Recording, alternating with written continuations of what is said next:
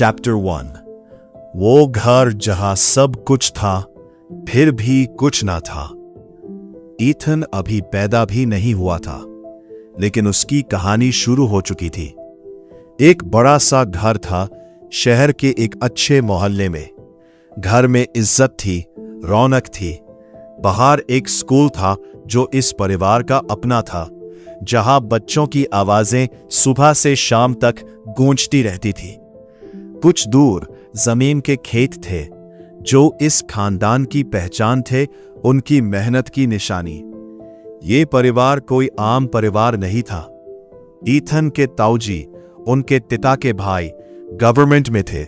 वर्दी नहीं, लेकिन रवाब था। और बुआ, वो भी किसी से कम नहीं थी। 60 किलोमीटर दूर एक और बड़े घर में ब्याही थी। आती थी तो घर और भी भर जाता था। देख के लगता था इस घर में सब कुछ है।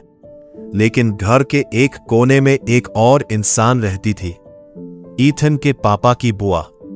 वो जल्दी ही विधवा हो गई थी, तब जब जिंदगी अभी शुरू ही हुई थी उनकी। कोई और होता तो टूट जाता, लेकिन वो नहीं टूटी। उसने इस परिवार को संभाला, ईथन के पापा को बड़ा का। लेकिन वक्त के साथ वो बुआ नहीं रही, सिर्फ वो घर की मालिक बन गई थी अपने अंदाज में।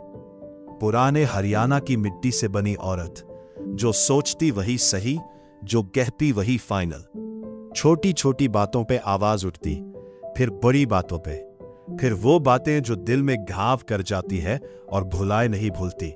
धीरे धीरे वो घर जो कभी रौनक से भरा था, कलेश का घर बन गया। ईथन के माँ बाप ने बहुत सहा, चुप रह के सहा, इज्जत दे के सहा, रिश्ता निभा के सहा।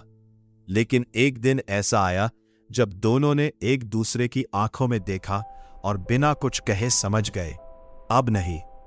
वो घर छोड़ दिया, अपनी जमीन, अपना स्कूल, अपनी पहचान, सब कुछ पीछे छोड़ दिया और चले गए एक दूसरे शहर में, एक नए मोहल्ले में, एक नई शुरुआत की तरफ। साथ में क्या था? बस एक दूसरे का हाथ और वो सपने जो अभी टूटे नहीं थे।